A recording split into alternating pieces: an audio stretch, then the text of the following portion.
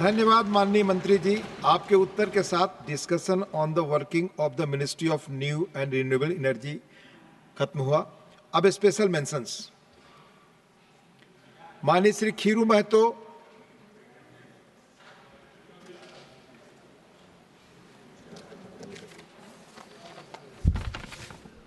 महोदय, मुझे बोलने के लिए समय दिए उसके लिए धन्यवाद आपको। सभापति महोदय, झारखंड प्रदेश के अंतर्गत कोल इंडिया लिमिटेड की अनुषंगी company central coal field limited स्थित है, जिसमें coal bearing area act CB के तहत अधिसूचना संख्या 2082 दिनांक 30/6/81 से 3070 एकड़ जमीन अर्जित किया है, जो केरला दनिया तक के लिए किया था, जिसमें 10 गांव अर्जित क्षेत्र में पड़ता है। जो गांव हैं बसंतपुर, पचंडा, खोतरे, खुरदाग, रहावन, पचमो, पन्नाटांड़, बिहाई महुआ, लइयो एवं दनिया, जो झारखंड प्रदेश के 2 जिलों में सर्वप्रथम रामगढ़ जिला एवं बोकारो जिला में पड़ता है। पहले तो जमीन के 20 साल बाद, एक्विजिशन के 20 साल बाद सीसीएल ने टाटा कंपनी को कोलियरी चलाने के लिए रुपये लेकर रजिस्ट्री कर दिया, जो कि बिल्कुल कानून सम्मत नहीं था। माननीय खीरू जी, वही पढ़िएगा जो लिखा हुआ है। जी। 10 गांव को अभी तक पुनर्वास की व्यवस्था नहीं की गई है तथा जमीन छीन ली गई है। आज 45 वर्ष हो रहा है, भू विस्थापित गरीबी का दंश झेल रहे हैं। अतः भारत सरकार के माननीय लोकप्रिय प्रधानमंत्री एवं माननीय कोयला मंत्री से देश एवं राष्ट्र हित से में मांग करते हैं कि अर्जित भूमि 45 वर्ष हो गया है, जबकि कंपनी द्वारा काम नहीं किए जाने तथा पुनर्वासित नहीं करने के कारण रैयतों की जमीन का नियमित डी नोटिफिकेशन कराया जाए, जिससे रैयत जमीन पर खेती बाड़ी कर अपना जीवन यापन कर सकें तथा आवश्यकता पड़ने पर पुत्री का विवाह या अपने अपरिहार्य परिस्थितियों में इसका लाभ ले सकें। धन्यवाद। धन्यवाद। माननीय सदस्यगण, जो अप्रूव्ड टेक्स्ट है वही पढ़ें आप। Honourable Shrimati S Phangnon Konyak. Thank you, Deputy Chairman, sir. Subject: demand to develop sports infrastructure, especially in backward areas of Nagaland. Through this special mention submission, I request the government to develop sports infrastructure in those districts of Nagaland without any infrastructure or representation in sports-related organizations and agencies. It is pertinent that an avenue be provided for youth to take up sports as a profession. Not all districts in the state have equitable access and support for sports. The development of sports infrastructure will encourage young people from the state, especially backward areas, to take up sports instead of, at times, other undesirable activities. I request that this demand be given due consideration so that the youth from Nagaland, especially backward areas, get an opportunity to take up sports as a vocation. Thank you. Honorable Sri Ajit Kumar Bhuyan, concern over human-animal conflict. Thank you, Deputy Chairman, Sir. My special mention is concern over the human-animal conflict. Human-animal conflict is a major conservation concern in all wildlife range areas of our country, and Assam is at the forefront. Similarly, several human-animal conflicts have been reported in the states of Odisha, Karnataka, Tamil Nadu, Kerala, Uttar Pradesh, Telangana, and Andhra Pradesh.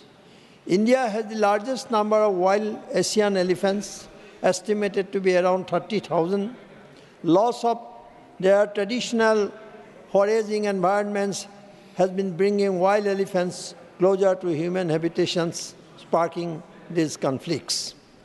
Tigers are a vital aspect of India's wildlife heritage and culture, and the country is proud to be home to more than 75% of the world's wild tiger population. Similarly, the human-tiger conflicts have existed since time immemorial. Udalguri district of Assam is one of the top human-animal conflict zones in Assam. Records show more than 100 elephants and 200 people have been killed in the last 12 years in this conflict.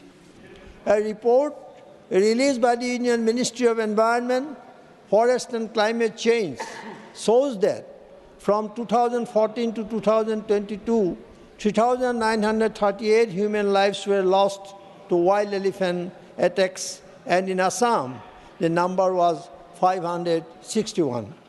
The Forest Department should ensure the timely release of compensation for the loss of crops, households, among other steps.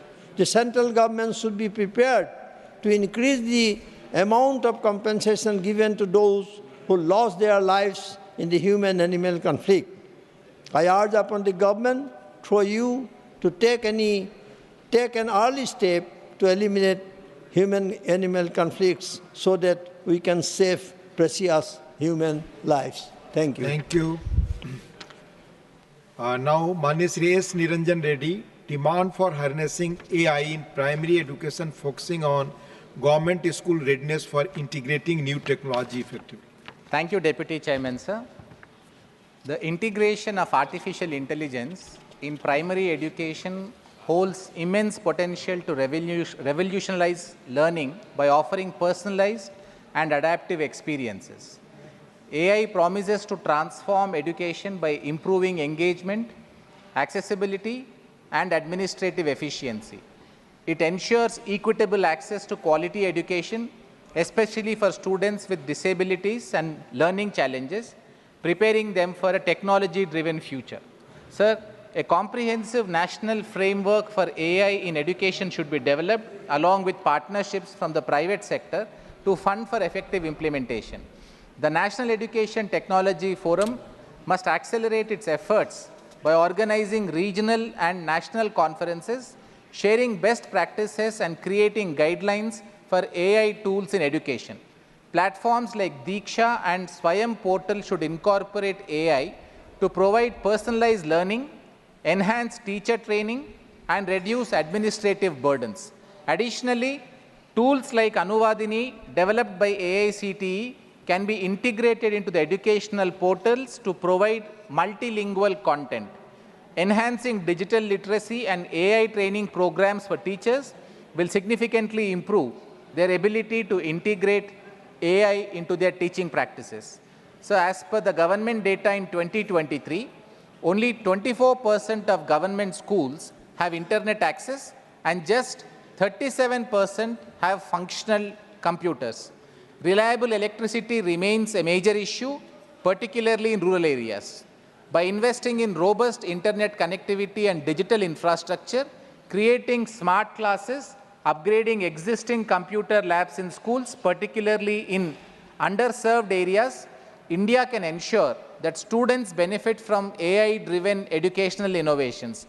I urge the government to look into it. Thank you, sir. Thank you, Mani Niranjan Reddy ji.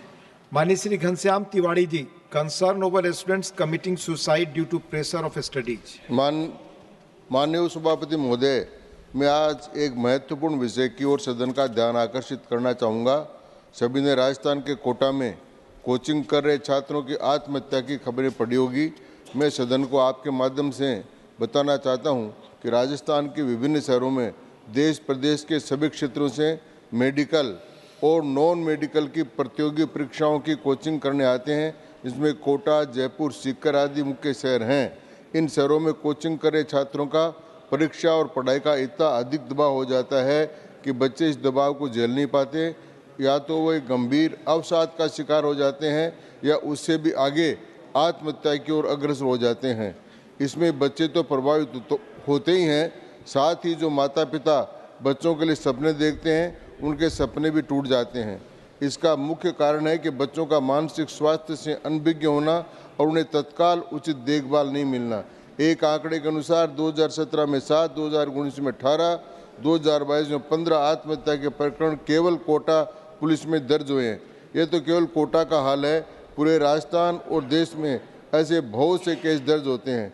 निवेदन है कि इन शहरों में बच्चों की पढ़ाई का दबाव कम करने और मानसिक अवसाद के संबंध में उचित देखभाल और ज्ञान हेतु ऐसे सेंटर बनाए जाएं या कोचिंग संस्थान में एक पीरियड इस विषय पर हो ताकि देश की इस नई पीढ़ी को बचाया जा सके। धन्यवाद। धन्यवाद माननीय Ghanshyam ji.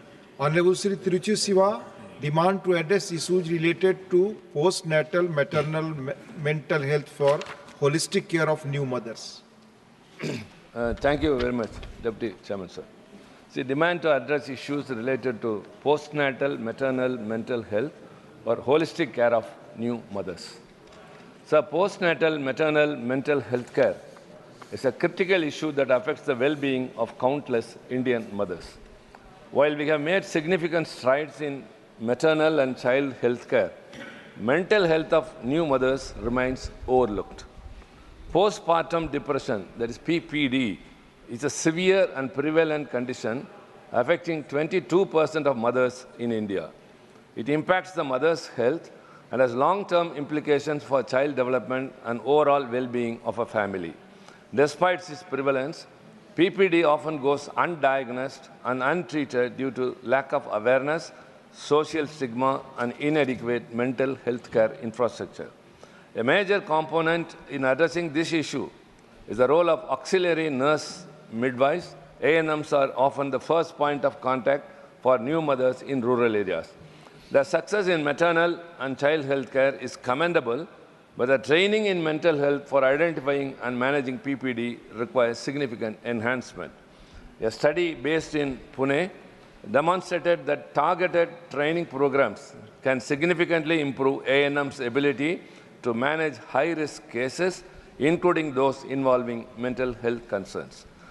We require legislation that mandates mental health screening and support as part of routine postnatal care. Comprehensive training modules should be developed for ANMs and other healthcare workers, focusing on maternal mental health. Nationwide awareness campaigns will help destigmatize postpartum depression, encouraging mothers to seek help by establishing community-based support groups. Urge the government to prioritize postnatal maternal mental health care and ensure that new mothers receive the holistic care they deserve, fostering healthier families. Thank you, sir. Support, sir. Manni Sri Harsh Mahajan demand to expedite construction and upgradation of new airport infrastructure at Simla. Thank you, Deputy Chairman, sir. I rise today to draw the attention of this August House to the critical need for the construction and upgradation of the new airport infrastructure in Shimla, including the provision to make more parking spaces for planes. Current airport infrastructure is inadequate to meet the growing demands of tourism and other sectors. Due to shortage of runways, only a limited number of fixed planes can land, restricting the number of flights. It is my suggestion that at least 4 to 5 planes may be increased by inviting airlines with suitable planes to operate in the region. Additionally, the height of the airport restricts passenger carrying capacity of planes to 36 seats, and on the return journey, it's reduced to 25 seats only. This greatly hampers tourism, commuters, and government operations. The infrastructure is in poor condition with acute shortage of parking and other deficiencies. Hence, through you, sir, I earnestly request the Honorable Civil Aviation Minister to expedite the construction and upgradation of the airport building, including additional of more parking spaces for planes and to increase the number of planes. This will not only boost tourism but will significantly contribute to the overall economic development of the state. Thank you. Thank you, sir.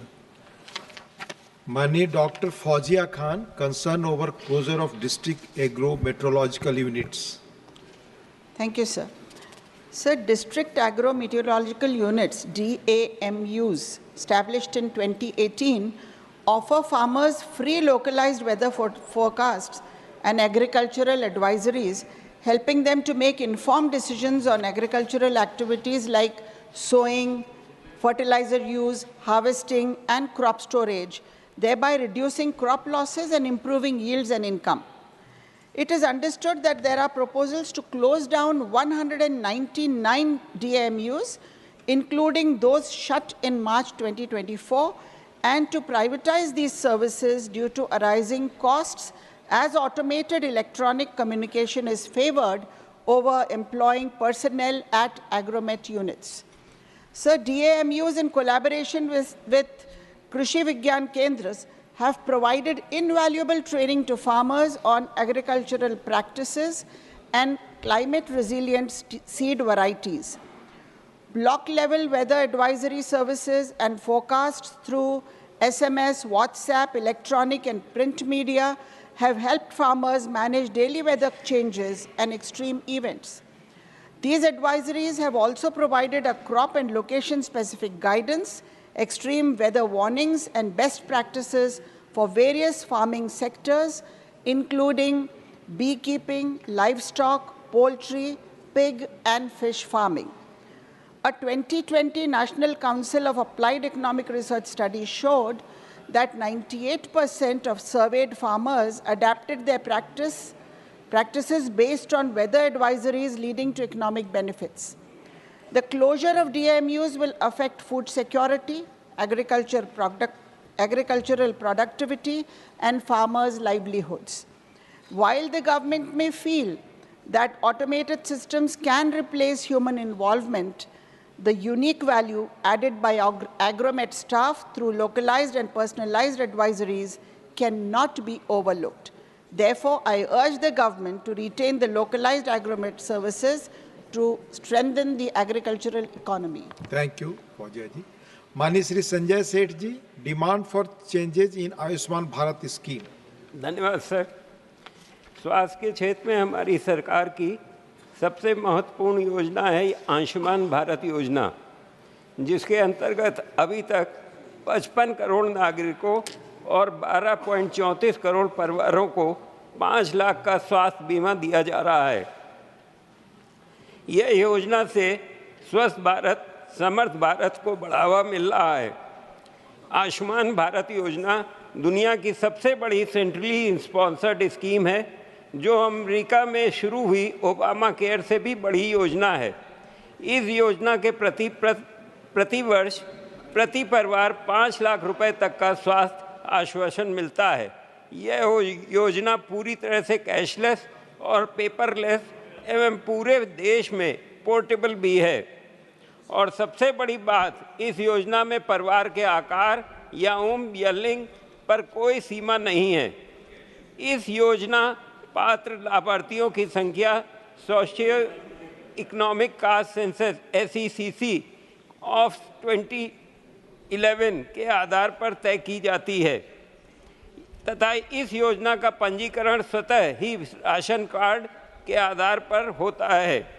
यह census का data पुराना होने के कारण इस योजना से अभी तक कई गरीब परिवार वंचित रह गए हैं, क्योंकि जब वो कार्ड बनवाने जाते हैं तो SECC में नाम ना होने के कारण उन्हें आयुष्मान कार्ड नहीं दिया जाता है।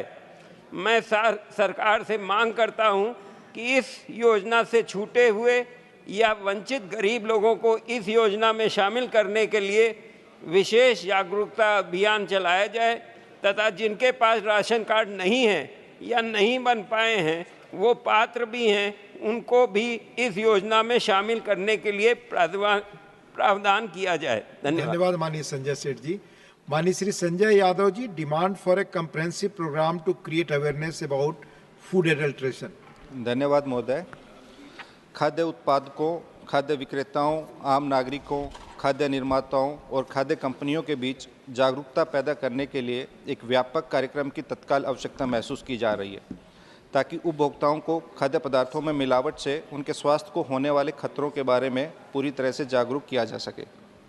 साथ ही खाद्य उत्पादकों, प्रसंस्कृत खाद्य निर्माताओं, आपूर्तिकर्ताओं और खाद्य पदार्थों के विक्रेताओं को भी कड़े कानूनों और निरंतर पर्यवेक्षण से रोका जाना चाहिए, ताकि वे खाद्य पदार्थों को रसायनों, हानिकारक लवणों, योजकों, अत्यधिक चीनी और चमक देने वाले रसायनों एवं परिरक्षकों से भरने के बारे में 2 बार सोचें। खाद्य उत्पादों के स्वाद, रूप, बिक्री और शेल्फ जीवन को बढ़ाने के लिए इन रसायनों के बड़े पैमाने पर उपयोग से लोगों के जीवन के लिए खतरा पैदा करने वाली बीमारियां होती हैं। हम अपनी मेज़ों और प्लेटों में आने वाले प्रत्येक खाद्य उत्पाद में मिलावट के प्रति आंख नहीं मूंद सकते। देश भर में ऐसे जागरूकता अभियान एवं कार्यक्रम चलाए जाएं जिससे लोग स्वयं यह पता करने में सक्षम हों कि किस प्रकार के खाद्य पदार्थ उनके लिए हानिकारक हैं।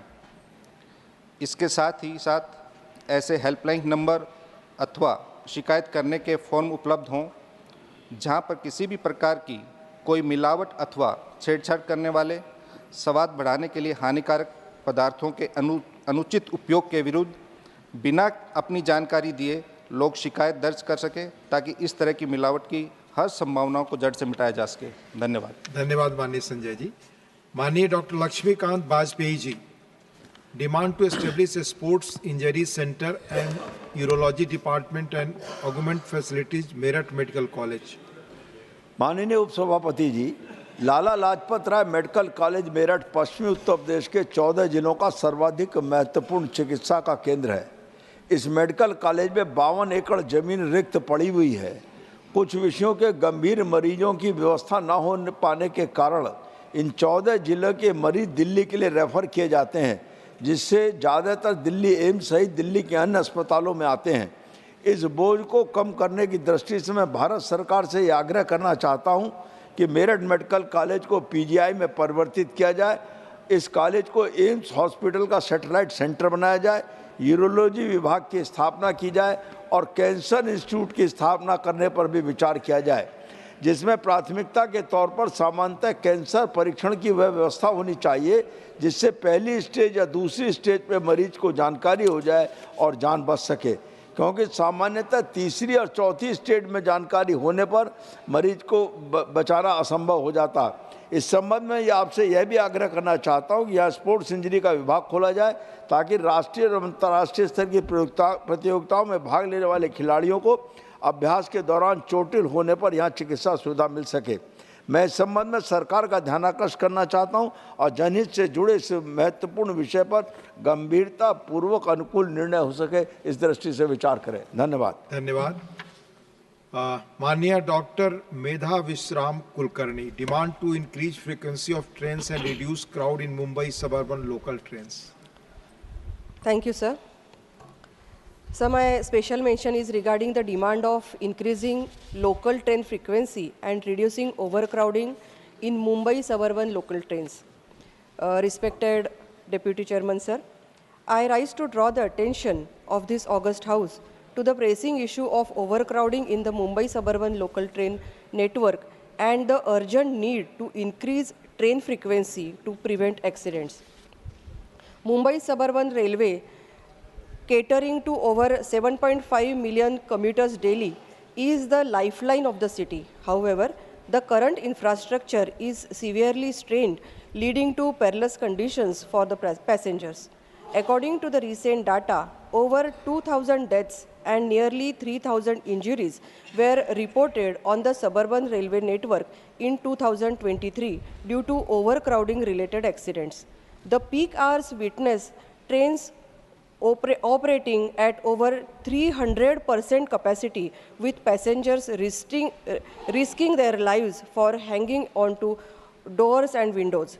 Such overcrowding not only endangers lives but also severely impacts the quality of life and productivity of millions of Mumbaikars. There is an urgent need to increase the frequency of trains during peak hours. Currently, the central and western lines run trains at intervals of approximately 3 to 5 minutes. By increasing the frequency to 2 to 3 minutes, the load can be significantly reduced. Additionally, deploying more 15-coach trains. Hello. Additionally, deploying more 15-coach trains instead of current 12-coach ones can accommodate more passengers per trip. I urge the Ministry of Railways to prioritize the issue and allocate necessary funds and resources for infrastructure upgrades. This includes expediting the ongoing Mumbai Urban Transport Project, that is MUTP phases, and ensuring timely completion. Enhancing the suburban train network will not only save lives but also improve the overall efficiency and reliability of Mumbai's public transport system. Thank you, sir. Thank you, Dr. Medhaji. Mani Shri Subhas Barala demand to connect Hisar directly to Chandigarh. धन्यवाद उपसभापति महोदय। मैं आपके माध्यम से माननीय rail मंत्री का ध्यान हरियाणा राज्य को प्रभावित करने वाले एक महत्वपूर्ण मुद्दे की ओर आकर्षित करना चाहता हूं। हिसार से चंडीगढ़ तक सीधी रेल कनेक्टिविटी ना होना बहुत चिंता का विषय है। चंडीगढ़ हरियाणा की राजधानी और हरियाणा के सभी सरकारी मुख्यालय होने के कारण राज्य के निवासियों के लिए सुगम और तेज परिवहन की सुविधा के लिए सीधा रेलवे लिंक होना जरूरी है। वर्तमान में हिसार, फतेहाबाद, टोहाना, नरवाना, कैथल और पेहवा में रहने वाले लोग चंडीगढ़ जाने के लिए रेल सुविधाओं से वंचित हैं और स्थानीय परिवहन पर निर्भर रहने को मजबूर हैं, जो समय लेने के साथ साथ असुविधाजनक भी है। कनेक्टिविटी की कमी के कारण इन क्षेत्रों में सामाजिक आर्थिक विकास प्रभावित होता है। मैं माननीय रेल मंत्री से आग्रह करता हूं कि वे हिसार को चंडीगढ़ से सीधा जोड़ने के लिए जमालपुर शेखा से टोहाना के बीच एक लूप लाइन और कैथल से अंबाड़ा वाया पेहवा नई रेल लाइन का निर्माण करें, जिससे हिसार को चंडीगढ़ वाया जमालपुर शेखा, टोहाना, नरवाना, कैथल, पेहवा, अंबाड़ा तक सीधा जोड़ा जा सकता है। और इस लूप लाइन से और नई लाइन की स्थापना करके हम यह सुनिश्चित कर सकते हैं कि यह बुनियादी ढांचा विकास न केवल कनेक्टिविटी को बढ़ाएगा बल्कि पूरे राज्य में समान विकास को भी बढ़ावा देगा। धन्यवाद। धन्यवाद माननीय Subhash ji. Honorable Shri Jawahar Sarkar demand for assistance to families of TB patients. Thank you, sir. Demand for assistance to families of TB patients. Sir, I wish to draw the attention of this council to the fact that a recent study has covered 1,482 TB-affected households in 4 states, namely Assam, Bengal, Maharashtra, and Tamil Nadu. It has revealed that 61% of the tuberculosis-affected households experience catastrophic costs. By catastrophic, health researchers refer to healthcare costs that cross 20% of a household's annual income, which compels them to significantly lower their living expenses or to borrow money to cover costs. In 2017, government announced the National Strategic Plan to end tuberculosis and achieve zero catastrophic costs for TB-affected families by 2020. We are now talking in 2024. This was a milestone towards achieving a 5-fold reduction in TB incidence and prevalence by 25. The Central TB Control Program could not achieve its targets to eliminate the infection's economic distress to households by 2020. India has the largest burden of TB patients with an estimated 1.93 million new infections, 1.93 million new infections detected in 2021 in an average year. The TB control program offers free diagnosis and treatment, but multiple earlier studies have flagged diagnostic delays and catastrophic family treatment costs. Since April 2018, offered nutritional support to TB patients through a payment of Rs 500 per month to each patient throughout the treatment duration that typically lasts for 6 months in drug-intensive TB without complications. Sir, my submission is that this assistance is insufficient to cover costs by BPL families, and government may kindly consider seriously consider increasing this amount to the poorest strata of families of TB patients. I demand government look into it. Thank you, sir. धन्यवाद माननीय जवाहर सरकार जी. Honorable Sri Maharaja Sanja Oba Leshamba demand to maintain the safety and security of national highways of Manipur. Yes, sir. Thank you, Deputy Chairman, sir, for giving me this opportunity. Sir, my special mention is demand to maintain the safety and security of the national highways of Manipur. Sir, Manipur has only 2 national highways. Number 1, National Highway number 2, Imphal-Dimapur Road, which connects Manipur to Nagaland and Assam, serving as a vital link to the rest of India, and number 2, National Highway 37, Imphal-Jiribam Road, which connects Manipur to Assam and rest of India, facilitating trade and commerce. In fact, these 2 national highways are the lifelines of Manipur. Sir, but frequent disturbance, burns and blockade, etc., cause many hardships to the people of Manipur. People are facing economic hardship by affecting trades and commerce, supply of essential goods, price hike, and scarcity of goods. Passengers face delay, cancellation, and the increased travel times affecting daily lives, education, and health care. Shortage of essential items like food, medicine, and fuel exacerbating humanitarian crisis. Frequent disturbances deter tourists and invest, hindering economic growth and development of the state. So, sir, I urge upon the Union government to maintain the 2 national highways of Manipur safe and secure without any kind of disturbance or blockade, so that people can move freely all the years round. Thank you, sir. Thank you. धन्यवाद. माननीय Shri Brijlal ji, demand for setting up of potato processing units in Uttar Pradesh. धन्यवाद उपसभापति महोदय. Subject demand for setting up of potato processing units in Uttar प्रदेश.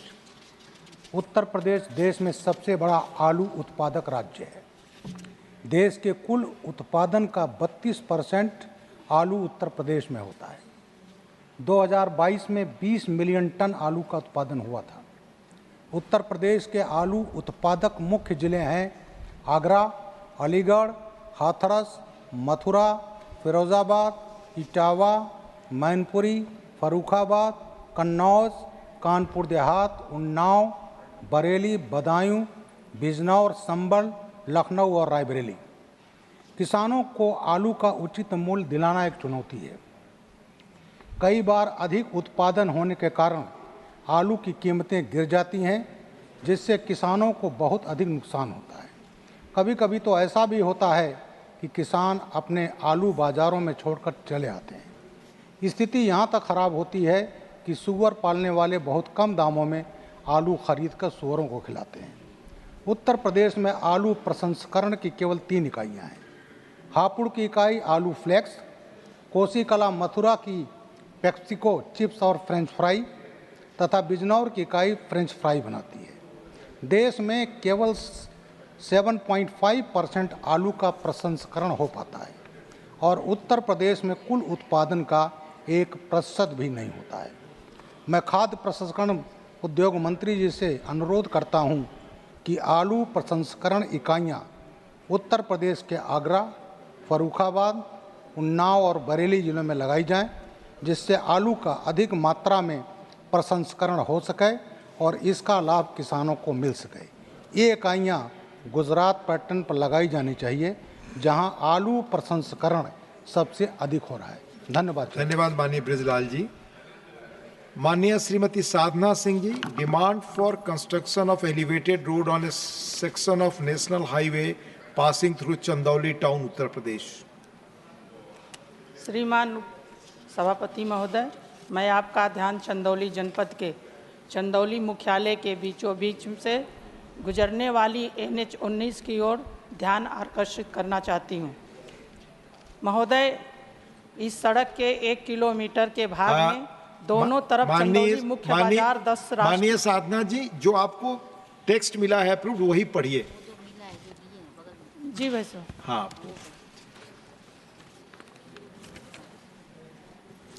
राष्ट्रीय राजमार्ग के दोनों तरफ घनी आबादी एवं व्यावसायिक परिसर के अलावा नगर पंचायत मुख्यालय, पुलिस लाइन, 10 राष्ट्रीय बैंक, नगर पंचायत कार्यालय, बाजार, न्यायाधीश आवास, सरकारी जिला हॉस्पिटल, चंदौली स्टेशन, मंडी विकास समिति का कार्यालय और तमाम कार्य हैं। और एलिवेटेड रोड के लिए ताकि पुल के से होते हुए वो रोड 1 किलोमीटर माननीय जी है और उससे जाम लगता है अक्सर। जो विषय मैंने तैयार करके लेके आया था नहीं, इसमें इसका नियम समझ लें। जो आपने टेक्स्ट लिखकर यहाँ दिया है, जो मंजूर हुआ वही पढ़ना है शब्द से। इस राष्ट्रीय राजमार्ग आपने यहाँ तक पढ़ा था, एलिवेटेड रोड बनाने की समस्या का सदा के लिए समाधान हो जाए। धन्यवाद। धन्यवाद। माननीय Shri Chunnilal Garasia ji, demand for construction of Tintoi Modasa railway line. धन्यवाद उपाध्यक्ष जी। मैं राजस्थान राज्य के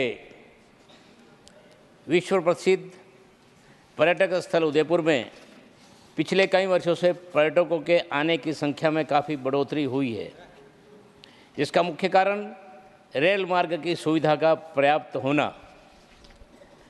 माननीय प्रधानमंत्री जी और माननीय रेल मंत्री जी के अथक प्रयासों से उदयपुर, असारवा, अहमदाबाद तक रेल आमान परिवर्तन कर नया रेल मार्ग शुरू करवा दिया गया तथा देश के कई राज्यों को जोड़ने के लिए रेल गाड़ियाँ भी उदयपुर सिटी से शुरू करवा दी गई। इसके लिए मैं माननीय प्रधानमंत्री जी और रेल मंत्री जी का कोटि कोटि अभिनंदन करता हूँ।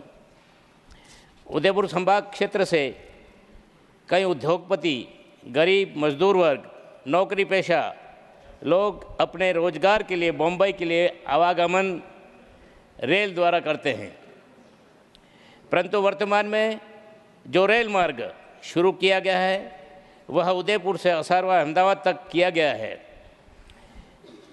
वहाँ से बम्बई के लिए अन्य ट्रेनें पकड़नी पड़ती है, जिससे रेल यात्री, छोटे बच्चों, बुजुर्ग काफ़ी परेशान होते हैं। यदि यही रेल मार्ग टिटोई से मोड़ासा, गुजरात, जो लगभग 22 किलोमीटर 20 से 22 किलोमीटर तक का यह टुकड़ा बचा है, इस मार्ग पर रेल लाइन बिछा दी जाए तो वाया बड़ौदा उदयपुर रेल मार्ग से बम्बई के लिए सीधा रेल मार्ग जुड़ जाएगा, जिससे उद्योगपति, गरीब मजदूर वर्ग, नौकरी पेशा लोगों को और पर्यटकों को बम्बई से आने जाने में समय और धन की बचत होगी। अतः मैं आपके माध्यम से भारत सरकार एवं रेल मंत्री जी से मांग करता हूं कि टिंटोई से मोड़ासा, जो 20 किलोमीटर लगभग नए रेल मार्ग का सर्वेक्षण करवाकर इसे उदयपुर रेल मार्ग से जोड़ा जाए, जिससे वाया बड़ौदा होते हुए सीधा पहुंचा जा सके। इससे समय और दूरी की बचत होगी और उदयपुर आने के लिए पर्यटकों को सीधा रेल मार्ग भी मिल जाएगा और पर्यटकों की संख्या में वृद्धि होगी। धन्यवाद। धन्यवाद माननीय चुनीलाल जी। माननीय Shri Nagendra Ray, urgent need to restore the glorious position of the Cooch Behar national library located in the Cooch Behar palace in West Bengal. Thank you, Chair. Historically speaking, the establishment of the Cooch Behar National Library at Cooch Behar Palace dates back to the year 1870. This library has great heritage, character, and position among the local people of the Kshatriya Rajbangshi community because of cultural and ethnical bond and value. It has a huge collection of various types of rare books, journals, magazines, manuscripts, periodicals, etc. This historical library was later renamed as the North Bengal State Library and is situated in the heart of Cooch Behar town. It is important to know that after the merger of Cooch Behar with Indian Dominion, the library was accorded A category status. Later was renamed as North Bengal State Library by West Bengal government, and in the proposed it got B category status on 1st April 1969. I humbly request central government to consider a comprehensive review of the status and order representation of the original category and possession of the library as the Coos Behar National Library in the largest interest of the Khatriya Rajbangshi community. Thank you, sir. Thank you. माननीय Shri Pramod Tiwari ji, concern over cases of tax dispute on GST. Thank you, Deputy Chairman, sir. Concern over cases of tax dispute on GST. जिस GST अधिकारियों ने विदेशी शाखाओं द्वारा प्रदान की गई सेवाओं पर बेंगलुरु स्थित इन्फोसिस लिमिटेड पर अप्रत्यक्ष कर चोरी से संबंधित 32,403 करोड़ रुपए का नोटिस दिया है। ये अप्रत्यक्ष कर मामला वर्ष 2017 से शुरू होकर अगले 5 वर्ष के लिए है। ये मांग इन्फोसिस के 1 वर्ष के लाभ से अधिक है। हालांकि इन्फोसिस ने नोटिस को कारण बताओ पूर्व नोटिस कहा है और कहा कि उनका मानना है कि कर संबंधित सेवाओं पर लागू नहीं होता है। जीएसटी की मांग से दिलचस्पी बढ़ना तय है क्योंकि Infosys goods and services tax network GSTN portal का प्रबंधन करती है। 2015 में कंपनी को वस्तु एवं सेवा कर जीएसटी के लिए प्रौद्योगिकी प्लेटफॉर्म बनाने के लिए 1,380 करोड़ रुपए का ठेका मिला था। जीएसटी इंटेलिजेंस महानिर्देशालय के एक नोट में कहा गया है कि आईटी दिग्गज ने कारोबार करने के लिए विदेशों में शाखा स्थापित किए और भारत से अपने निर्यात चालान के हिस्से के रूप में इन विदेशी शाखाओं पर किए गए खर्च में शामिल किया। डीजीजीआई ने कहा चूंकि कंपनी ग्राहकों के लिए विदेशी शाखाएं बनाती है, उन शाखाओं और कंपनी की जीएसटी अधिनियम के तहत विशिष्ट व्यक्तियों के रूप में माना जाता है। आईटी प्रमुख ने कहा कि उसने अपने सभी जीएसटी बकाया का भुगतान कर दिया है। विशेषज्ञों ने चिंता व्यक्त की है कि जीएसटी पर एक मुखर दृष्टिकोण समग्र व्यावसायिक भावना को प्रभावित करेगा। अतः इस सदन के माध्यम से मैं मांग करता हूं कि सरकार इस मामले में उचित कार्रवाई करे। धन्यवाद माननीय प्रमोद जी। माननीय Sushri Indu Bala Goswami, demand to include protection and conservation of monuments of historical and religious importance under MP LAD scheme. धन्यवाद उपसभापति जी। Demand to include protection and conservation of monuments of historical and religious importance under MP LAD scheme. माननीय उपसभापति जी, मैं आपके माध्यम से माननीय स्टैटिस्टिक्स एंड प्रोग्राम इम्प्लीमेंटेशन मंत्री जी से सांसद निधि में संशोधन करने के लिए निवेदन करना चाहती हूँ। महोदय, सांसद निधि के नियम के तहत धार्मिक आस्था से संबंधित भूमि पर सांसद निधि का प्रयोग करने का प्रावधान नहीं है। यहाँ मैं माननीय मंत्री जी के संज्ञान में लाना चाहती हूँ कि सांसद निधि नियम के तहत विरासत और पुरातात्विक स्मारकों और इमारतों के संरक्षण और बचाव की अनुमति है। गौरतलब है कि पूरे देश में 3,679 एएसआई साइट्स हैं। उनमें से 1,076 मंदिरों को एएसआई के अंतर्गत राष्ट्रीय धरोहर के रूप में संरक्षित किया गया है। भारत अपनी संस्कृति और सभ्यता के लिए दुनिया भर में प्रसिद्ध है। दुनिया भारत को शांतिदूत कहकर पुकारती है। भारत की संस्कृति और सभ्यता का परिचय हमारे देश के मंदिरों में जाकर देव दर्शन करके होता है।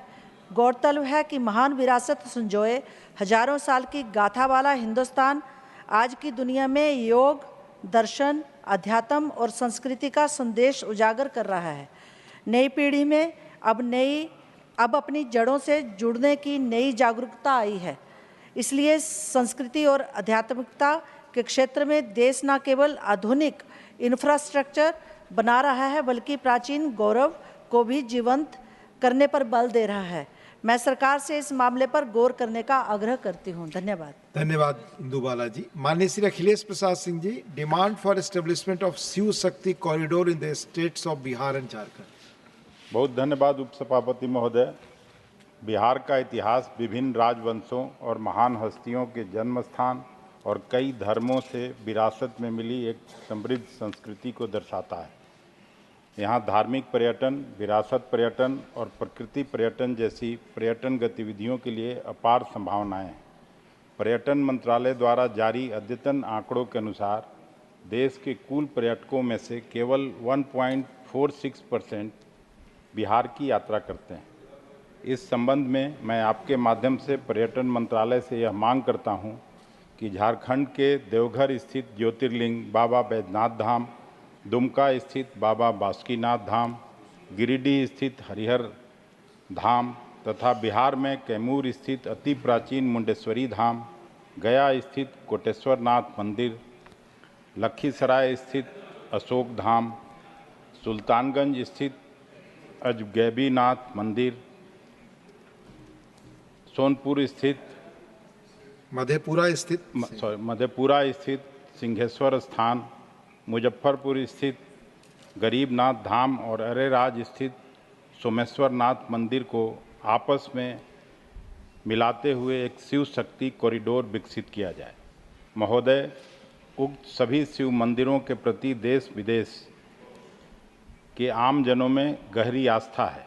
इसलिए मेरा आग्रह है कि बिहार के समग्र विकास को ध्यान में रखते हुए इस पूरे कॉरिडोर में बेहतर परिवहन सुविधाओं, अच्छे होटलों और मान्यता प्राप्त ट्रैवल एजेंट की अवसंरचना स्थापित करने के लिए एक विस्तृत कार्य योजना बनाई जाए। इससे न केवल बिहार और झारखंड में बड़े पैमाने पर रोजगार सृजन होगा बल्कि वहां की अर्थव्यवस्था भी लाभान्वित होगी। धन्यवाद माननीय Akhilesh ji. Honourable Shri CV Shanmugam need to provide hassle-free education loans to students of Tamil Nadu. Honorable Shri CV Shanmugam not present. Honorable Shri M Shanmugam need to bring comprehensive legislation for the welfare of domestic workers and to constitute labor welfare boards. Not present. So both Honorable CV Shanmugam and Honorable M Shanmugam are not present. Right. Mani Shri Mithilesh Kumar, demand for returning the money deposited in Sahara India back to the affected people of the country. Mani Shri Mithilesh Kumar, please. माननीय सभापति महोदय, demand for returning the money deposited in Sahara India back to the affected people of the country. सदन के माध्यम से सरकार का ध्यान सहारा इंडिया में जमा कराए गए देश के गरीब मजदूर तथा मध्यम वर्गीय परिवारों को उनकी जमा पूंजी वापस दिलाने के संबंध में दिलाना चाहता हूं। वर्षों पहले सहारा इंडिया में पूरे देश के गरीबों और मध्यम वर्गीय लोगों ने, किसी ने बेटी की शादी, बच्चों की पढ़ाई तथा किसी ने अपने बुढ़ापे के भविष्य के लिए अपनी गाढ़ी कमाई का पैसा निवेश किया था, जिसमें सबसे ज़्यादा निवेशक उत्तर प्रदेश और बिहार राज्य से हैं।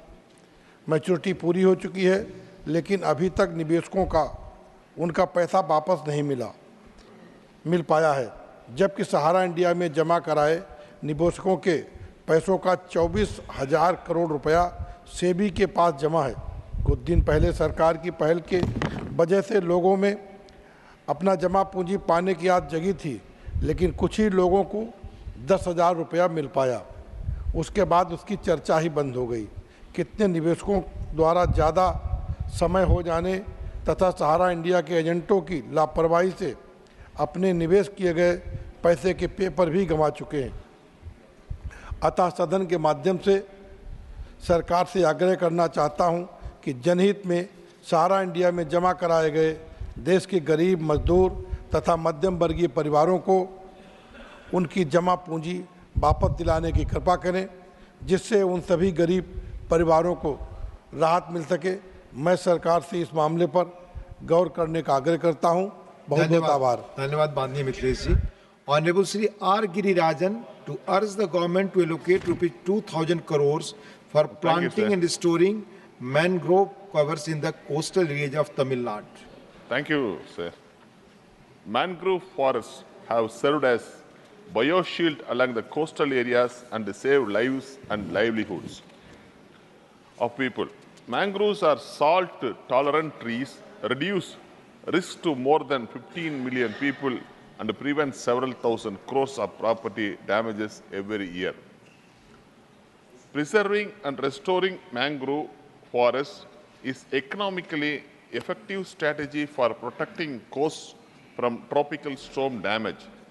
The beneficial impact of mangroves has been observed on several occasions, including the cyclones in Tamil Nadu. The damage caused by tsunami was also considerably less in mangrove-rich areas. The conservation of mangroves has been embedded in the culture of coastal communities since ancient times. The Green Tamil Nadu Mission, Wetlands Mission and the Climate Mission restoring mangrove covers in coastal areas of Tamil Nadu, 1,000 hectares of mangrove area under restoration of degraded forest and Tamil Nadu Biodiversity Conservation and Greening Project of the Climate Change Response. Mangrove planning and restoration is being planned under Coastal Rehabilitation Mission and Tamil Nadu Seashore. The eco-restoration of Ennur Creek over an extent of 188 hectares has also begun, where mangrove seedlings are to be planted. In 2023-24 budget, Honorable Finance Minister said the mangrove initiative for shoreline habitats, tangible incomes will be taken up for mangrove plantation along the coastline and announced a new 3-year scheme, Amrit Dorghar. For wetlands, India's total number of Ramsar sites has increased from 26 in 2014 to 75 in 2022, of which 14 area in Tamil Nadu. India is making special efforts to get the international recognition for its mangroves, wetlands, joined Mangrove Alliance for Climate during the UN climate talks in Egypt in 2022. Hence, I urge the government to allocate 2,000 crores for planting and restoring mangrove covers in the coastal areas of Tamil Nadu. Thank you, sir. Thank you. माननीय श्री सतनाम सिंह संधू जी। माननीय Shri Satnam Singh. Thank you, sir. Demand to release of pending scholarship areas in Punjab. पिछले 10 सालों में marginalise community की बेहतरी के लिए माननीय प्रधानमंत्री जी ने कई कदम उठाए हैं। मेरा मानना है कि देश में गरीब बच्चों को पढ़ाने का काम सबसे बड़ा काम हो रहा है। यही गरीब परिवारों की अपलिफ्टमेंट का सबसे बड़ा मीडियम भी है। 10 सालों के दौरान पछड़े वर्गों के 11 करोड़ से ज़्यादा स्टूडेंट्स को सरकार ने स्कॉलरशिप प्रदान की है, लेकिन पंजाब में पढ़ने वाले अनुसूचित जाति के छात्रों की 1084.90 करोड़ रुपए की राशि तत्कालीन कांग्रेस राज्य सरकार द्वारा वर्ष 2017 से 19 तक जारी नहीं की गई। अब राज्य सरकार ने इस सत्र के लिए 40% यानी 366 करोड़ रुपए जारी करने का निर्णय लिया है, जबकि 60% यानी 718.90 करोड़ रुपए अब भी बाकी हैं। स्कॉलरशिप की रकम नहीं मिलने से बहुत सारे छात्रों का ड्रॉप आउट हुआ है, कई कॉलेजेस बंद हो गए। इसके बावजूद संस्थानों ने ऐसे गरीब बच्चों की पढ़ाई में रुकावट नहीं आने दी। मेरी मांग है कि सरकार इस बारे में कुछ कदम ले, जिससे कि पेंडिंग पोस्ट मैट्रिक स्कॉलरशिप रकम की लायबिलिटी तय की जाए और तत्काल रूप में ये रकम कॉलेजेस को जारी की जाए। Thank you so much. धन्यवाद। माननीय Shri Ajit Madhavrao Gopchade, demand to promote organ donation. Not present. माननीय doctor Ajit Madhavrao Gopchade, not present. माननीय Shri Sanjay Singh ji, need for adequate facilities to paramilitary force personnel and their families. धन्यवाद मान्यवर। आपके माध्यम से मैं भारत की आन बान और शान अर्धसैनिक बल और उनके परिवारों से जुड़ी हुई समस्याओं के संबंध में सरकार का ध्यान आकृष्ट कराना चाहता हूं। महोदय, देश में 10 लाख से अधिक अर्धसैनिक बल के जवान कार्यरत हैं। ये जवान बाढ़, भूकंप जैसी प्राकृतिक आपदाओं से लेकर चुनावों, हड़तालों, सांप्रदायिक दंगों और आतंकवादी हमलों में जी जान लगाकर नागरिक और देश की रक्षा करते हैं। लेकिन आज इन्हीं जवानों और उनके परिवारों के लिए शिक्षा, चिकित्सा, आवास और पुनर्वास जैसी मूलभूत सुविधाओं में कई कमियां हैं, जिनकी ओर मैं सरकार का ध्यान आकर्षण चाहता हूं। मान्यवर, वर्ष 2004 के बाद जितनी भी भर्ती हुई है उनमें जवानों को पेंशन नहीं मिलती, कैंटीन की सुविधा पर जीएसटी लगती है, तो वहीं जूनियर अधिकारियों की पदोन्नति में भी कई सुधार की आवश्यकता है। देश की आन बान और शान के लिए अपना जीवन न्यौछावर करने वाले अर्धसैनिक एवं उनके आश्रित परिवारों की सुविधाओं के लिए सरकार उपयुक्त कदम उठाए, ऐसा मेरा अनुरोध है। धन्यवाद माननीय Sanjay ji. Honourable members, the house stands adjourned to meet at 11 AM on Wednesday, the 7th August 2024.